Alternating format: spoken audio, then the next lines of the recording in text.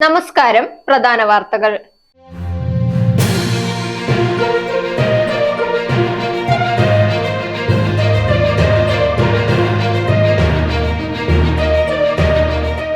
ക്ഷേമ പെൻഷന് 900 കോടി. സംസ്ഥാനത്ത് പെൻഷൻ വിതരണം ഇന്ന് ആരംഭിച്ചു. നേപ്പാളിൽ വിമാനം തകർന്നു വീണു, 5 മരണം. ഏകദിന അരങ്ങേറ്റത്തിൽ ചരിത്ര റെക്കോർഡുമായി സ്കോട്ട്ലൻഡ് താരം. റബാദയുടെ റെക്കോർഡിന് പഴങ്കഥ.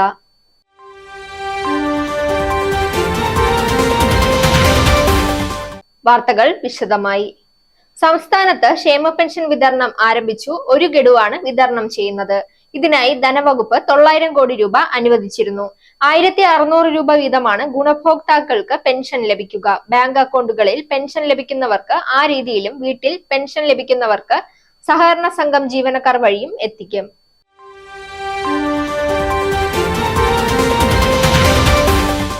നേപ്പാളിലെ കാഠ്മണ്ഡുവിൽ വിമാനം തകർന്നു വീണു. 5 പേരുടെ മൃതദേഹം കണ്ടെത്തി. വിമാനത്തിൽ 19 പേരുണ്ടായിരുന്നു. കാഠ്മണ്ഡുവിലെ ത്രിഭുവൻ അന്താരാഷ്ട്ര വിമാനത്താവളത്തിൽ നിന്ന് ടേക്ക് ഓഫ് ചെയ്യവേ വിമാനം തകർന്നു വീഴുകയായിരുന്നു. ഇന്ന് രാവിലെയാണ് സംഭവം. ജീവനക്കാരുൾപ്പെടെ 19 പേരാണ് വിമാനത്തിലുണ്ടായിരുന്നത്.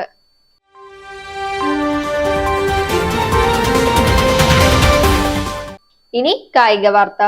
ഏകദിന ക്രിക്കറ്റ് അരങ്ങേറ്റത്തിൽ 7 വിക്കറ്റുകൾ സ്വന്തമാക്കി സ്കോട്ട്ലൻഡ് ബൗളർ ചാർലി കസേൽ. ഒമാനെതിരായ ലീഗ് 2 ലോകകപ്പ് യോഗ്യതാ മത്സരത്തിൽ അരങ്ങേറ്റം 21 റൺസ് വഴിയാണ് 7 വിക്കറ്റ് വീഴ്ത്തിയാണ് ചാർലി റെക്കോർഡ് ബുക്കിൽ സ്വന്തം പേരെഴുതി ചേർത്തത്.